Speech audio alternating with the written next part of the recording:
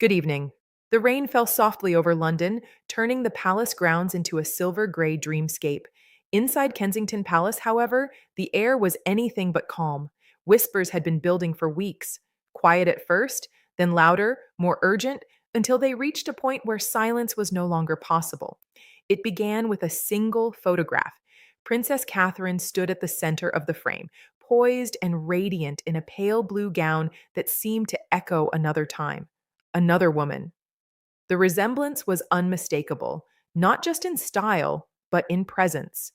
There was something in her gaze, something resolute yet tender, that stirred a memory the world had never quite let go. Diana. For years, the comparison had followed Catherine like a shadow. At first, it was gentle, complimentary even, but now something had shifted. This was no longer about resemblance, this was about legacy, and some believed that legacy had been taken. In a quiet sitting room adorned with soft cream walls and delicate floral arrangements, Catherine sat alone, a letter resting in her hands. It was old, edges worn, ink slightly faded, but the words still carried weight. She had read it countless times. It wasn't written to her, it had never been meant for her, yet somehow it had found its way into her life, into her heart.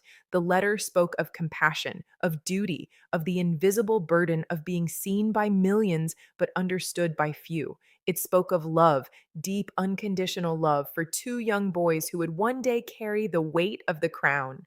Catherine traced the handwriting gently, her breath catching. I will always be with them, the letter had said. She closed her eyes. And I will always honor you, she whispered.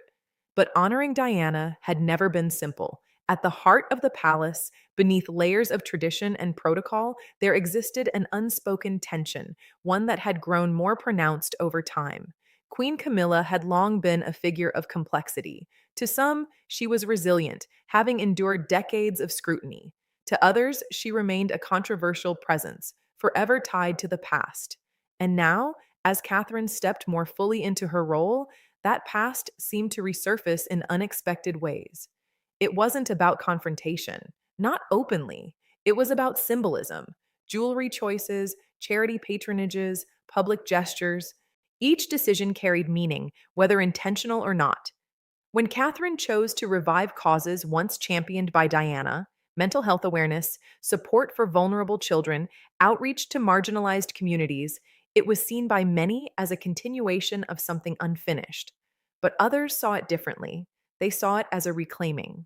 The turning point came during a high profile gala held in honor of humanitarian efforts across the Commonwealth. Catherine arrived quietly, as she always did, but the room shifted the moment she stepped inside. She wore a sapphire necklace, elegant, timeless, recognizable. The piece had once belonged to Diana. The murmurs began immediately. Some admired the choice, seeing it as a tribute. Others questioned it, wondering who had authorized the decision, who had allowed such a powerful symbol to resurface in this way. Across the room, Queen Camilla watched. Her expression remained composed, but those who knew her well could sense the tension beneath the surface.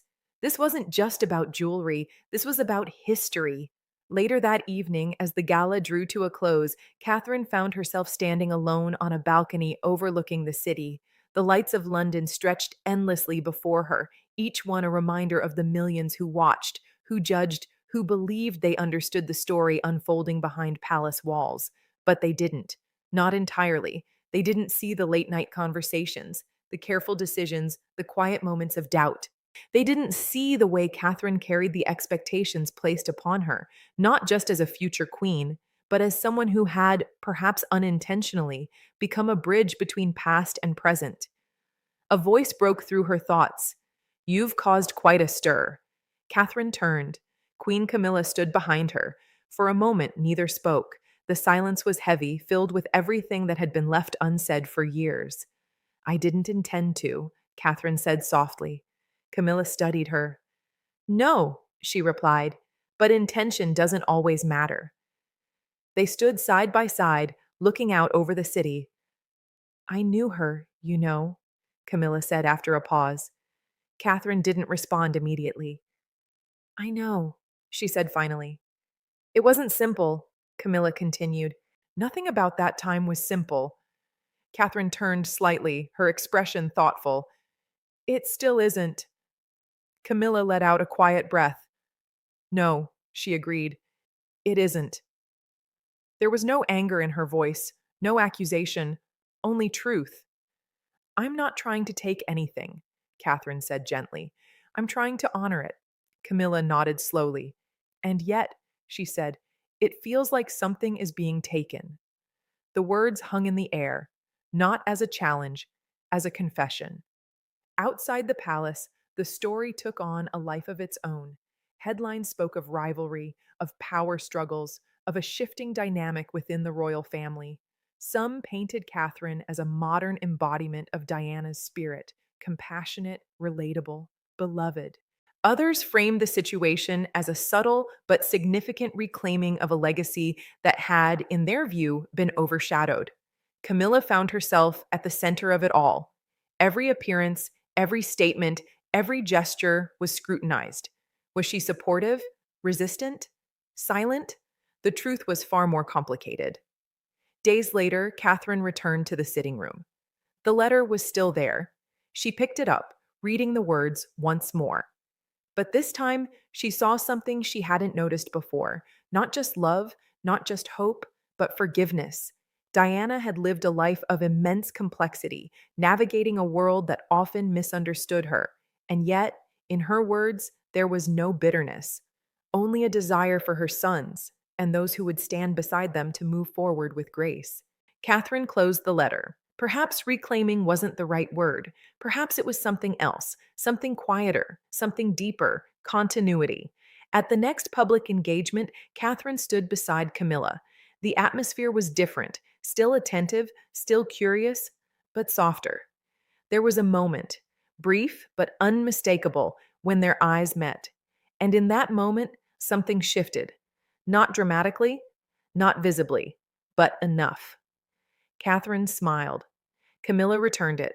It wasn't a resolution, not entirely, but it was a beginning. In the end, legacies are not owned. They are lived, they evolve, shaped by those who carry them forward. Catherine understood that now. She wasn't Diana, she never would be, and she didn't need to be. Because the true power of a legacy lies not in imitation, but in transformation. As she stepped forward into her role, Catherine carried with her the lessons of the past, not as a burden, but as a guide. And in doing so, she didn't reclaim Diana's legacy. She ensured it would never fade. The city shimmered under the night sky, and somewhere, in the quiet spaces between memory and meaning, a legacy continued, not divided, not contested, but alive. Part 2: The Storm Beneath the Crown. The morning headlines came fast and louder than ever. Across the UK and beyond, newspapers, television panels, and social media feeds ignited with a single narrative: a legacy reclaimed or rewritten. Photos of Catherine, Princess of Wales, wearing pieces once beloved by Diana, Princess of Wales, were everywhere. Side by side comparisons flooded the internet, same sapphire tones, similar silhouettes, even mirrored gestures during public engagements. To the public, it felt almost poetic. To the palace, it felt complicated. Inside Clarence House, the atmosphere was far less romantic. Queen Camilla, Queen Consort, sat at the head of a polished table, a stack of briefing papers before her. Advisors moved cautiously, choosing their words with care. This narrative is gaining traction, one aide said quietly. There's a perception forming that Her Royal Highness is stepping into Diana's space. Camilla's fingers tightened slightly around her teacup. Diana's space, she repeated, her tone unreadable. Another advisor spoke up. Public sentiment strongly favors Catherine, especially among younger audiences. They see her as a continuation. A continuation. The word lingered. Camilla leaned back, her gaze distant for a moment. I've spent decades being compared to a ghost, she said calmly. Now it seems the ghost has returned. Through someone else. No one dared respond. Across the city at Kensington Palace, Catherine was facing a different kind of pressure. Her private secretary had just finished reading a summary of the morning's media reactions. They're calling it a strategic reclamation, he said carefully. Some are even suggesting a deliberate effort to restore Diana's image within the monarchy through you. Catherine exhaled slowly. That was never the intention. I know, he replied, but perception is becoming reality. She walked toward the window, looking out at the palace gardens. I didn't choose this narrative, she said softly, but I can't ignore it either. For the first time, Catherine understood something unsettling. This was no longer just about honoring Diana. This had become a symbol of something much larger, a shift in how the monarchy itself was being seen. That evening, Prince William returned home to find Catherine deep in thought. You've seen the news, he said gently. She nodded. They think I'm trying to replace her. William's expression tightened. No one could replace my mother. I know that, Catherine said quickly, but the world doesn't always see things clearly. He walked closer, his voice softer now. My mother believed in change, he said. She believed the monarchy had to evolve to survive. Catherine looked at him. And what if that change is happening through me, whether I want it or not? William didn't answer immediately, because deep down he knew it already was. Days later, a carefully planned royal appearance brought Catherine and Camilla together once again. This time, however, the stakes felt different. The event focused on mental health initiatives, one of the most defining aspects of Diana's legacy. As Catherine stepped forward to speak, the room fell silent. She didn't mention Diana directly. She didn't need to. Instead, she spoke about compassion, about listening, about breaking down barriers that had silenced too many for too long. Her words were measured, but powerful. And then, in a moment no one had anticipated, she turned slightly toward Camilla. This work, she said, is not about one person. It's about all of us, past, present, and future, standing together to make a difference. The audience applauded, but the real moment happened in the silence between the claps. Camilla met her gaze, and for the first time, there was no tension, only understanding. Later that evening, the two women found themselves alone once more. You handled that well, Camilla said. Catherine offered a small smile. I meant what I said. I believe you, Camilla replied. There was a pause. Then Camilla continued, her voice quieter now. You must understand something. I never wanted to erase her. Catherine listened carefully. But for years, Camilla added, it felt like I was being asked to exist in a world where I could never fully belong. Catherine's expression softened. And now? She asked. Camilla looked at her. Now it feels like the world is ready to remember her again. The honesty in her voice was unmistakable. And that's not a bad thing, Catherine said gently. Camilla nodded. No, she admitted, it isn't. In the weeks that followed, something remarkable began to happen. The narrative started to change. Media outlets that once framed the story as a rivalry began to highlight something different, a partnership. Photos of Catherine and Camilla together, smiling, engaged, seemingly at ease, replaced the earlier images of distance and tension. Commentators spoke of a new era within the royal family, one where the past was acknowledged, not avoided, one where legacy wasn't a source of division, but of connection. Late one night, Catherine returned once more to the letter, but this time she didn't read it. She simply held it. I understand now, she whispered. This wasn't about reclaiming anything. It was about carrying something forward, carefully, respectfully, and with intention, not as a replacement, but as a continuation.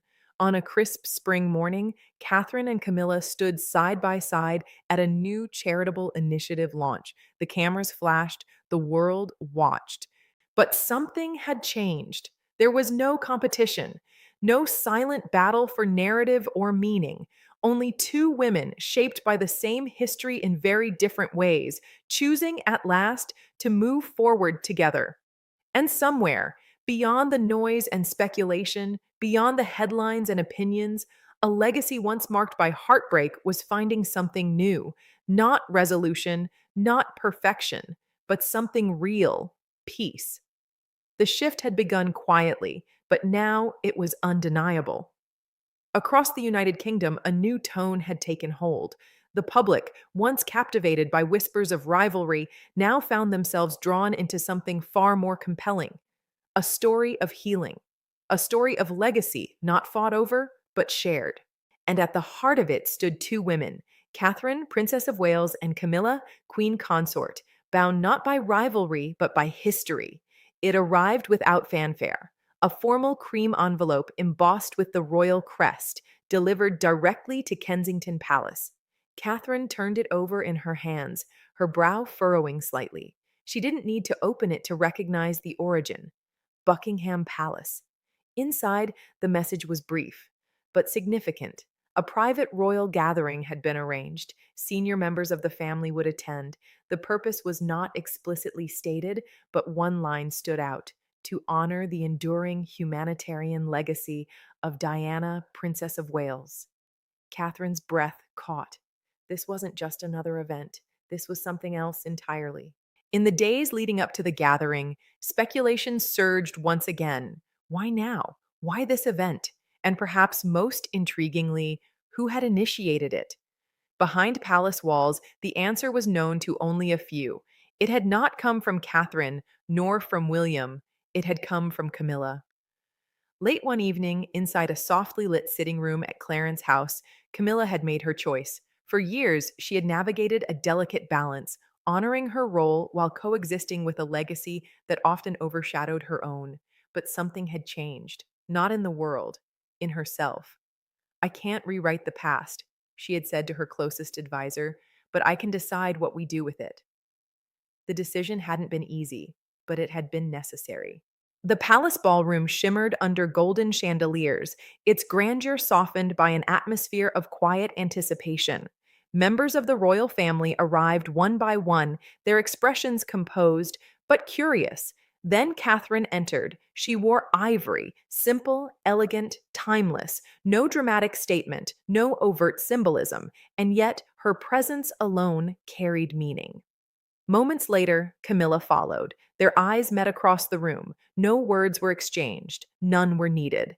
As the evening unfolded, it became clear that this was no ordinary royal function. There were no grand speeches at first, no rigid protocols dominating the flow. Instead, the event was filled with stories.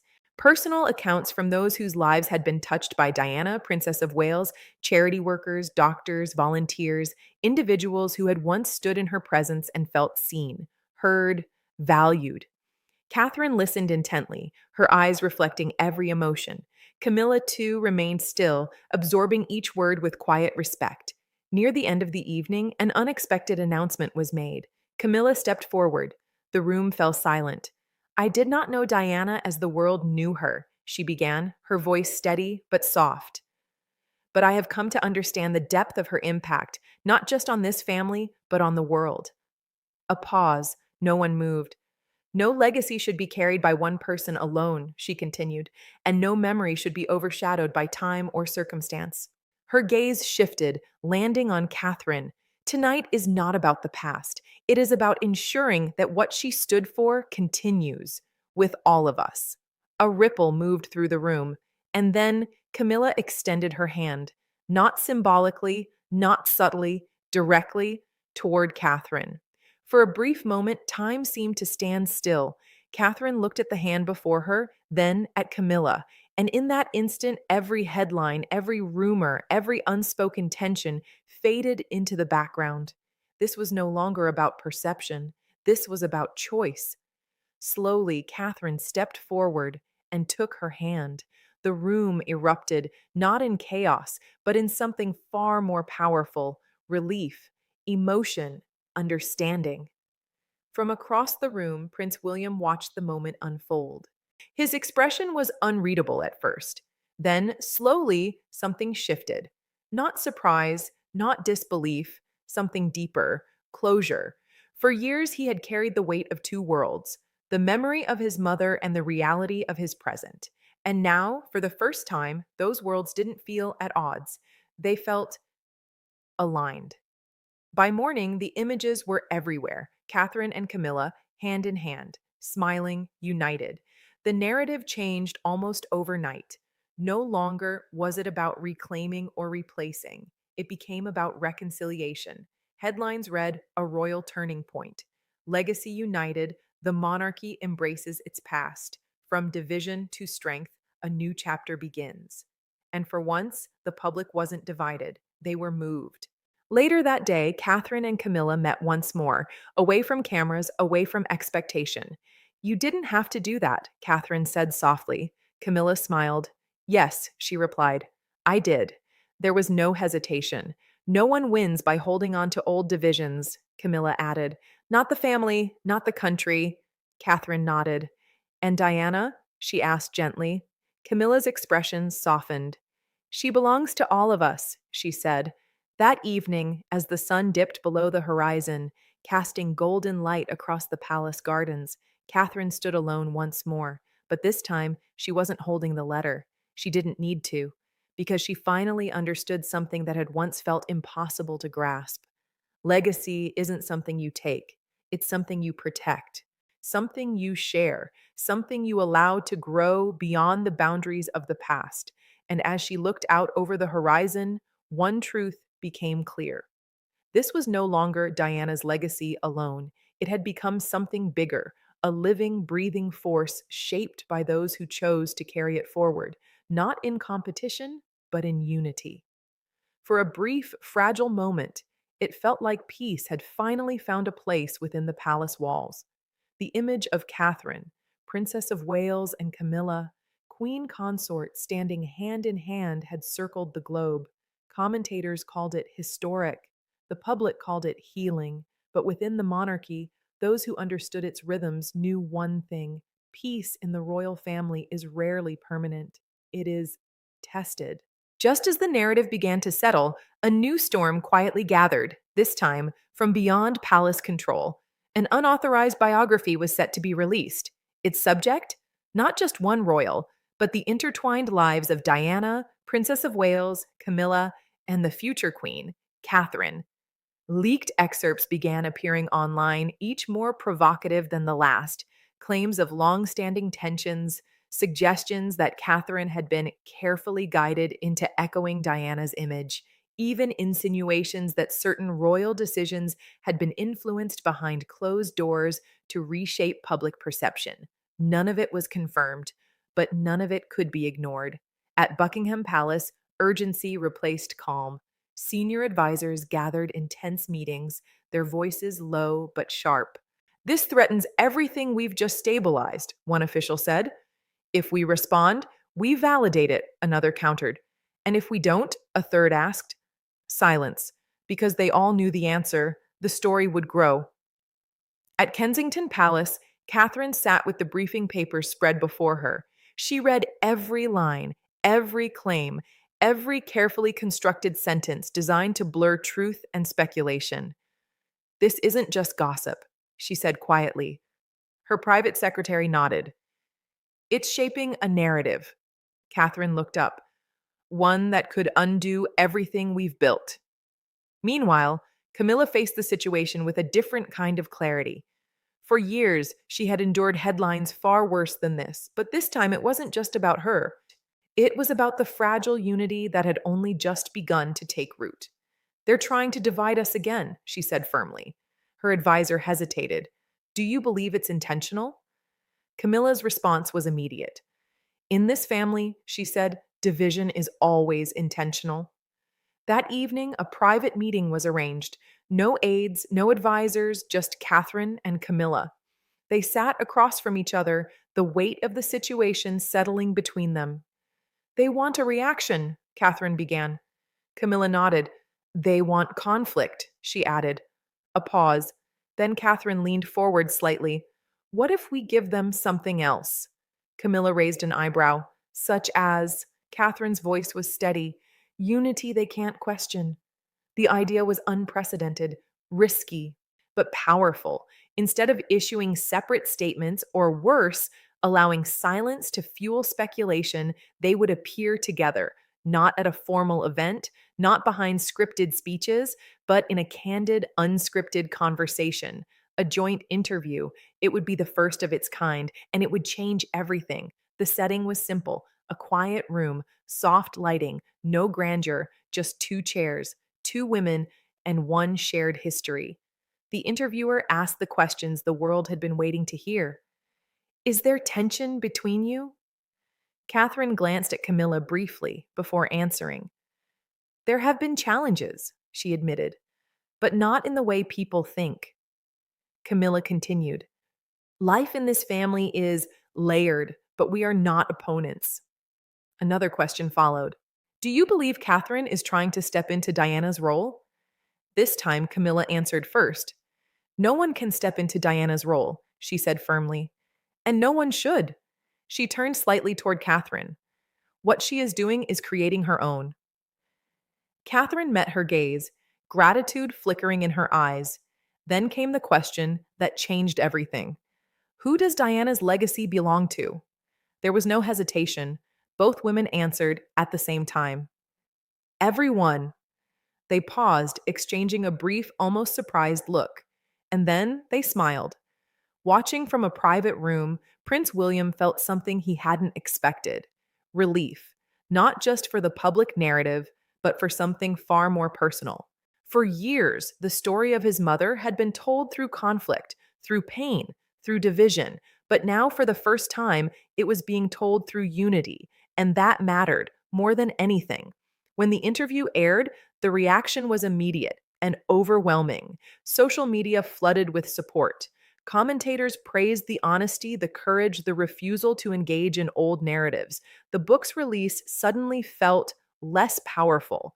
Its claims, once explosive, now seemed disconnected from reality because the world had seen something real, and reality, when it's genuine, is stronger than speculation. Days later, Catherine and Camilla met once more. No cameras, no headlines, just a simple conversation. We did it, Catherine said softly. Camilla smiled. Yes, she replied, we did. But then her expression turned thoughtful. This won't be the last challenge, she added. Catherine nodded. I know. As spring gave way to summer, the royal family stepped into a new chapter, not free from scrutiny, not untouched by the past, but stronger, more unified, and more aware than ever of the responsibility they carried, not just to tradition, but to truth. Catherine stood at the center of it all, not as a replacement for Diana, but as something entirely her own, a woman shaped by history, but not defined by it. And beside her, Camilla, no longer standing in the shadow of the past, but walking forward, part of a shared future, because in the end, the greatest transformation wasn't in headlines or public opinion.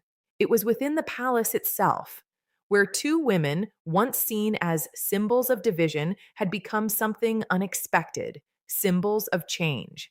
And as the monarchy moved forward, one truth remained clear: legacy is not about who came before, it's about what you choose to carry forward together.